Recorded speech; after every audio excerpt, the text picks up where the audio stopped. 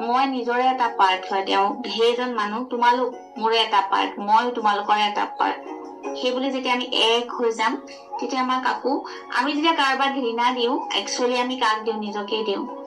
আৰু আমি সদায় গিভিং ইজ আধাতে কৰিছো ভিডিঅ'টো অফ ৰাখিছিলো আচ্ছা তুমি আই লাভ ইউ মা কোৱাটো তুমি শুনিলা সেইটো এটা এক লাগিছে নে ভাল লাগিছে নে বৰমা শুনা ভাল লাগিছে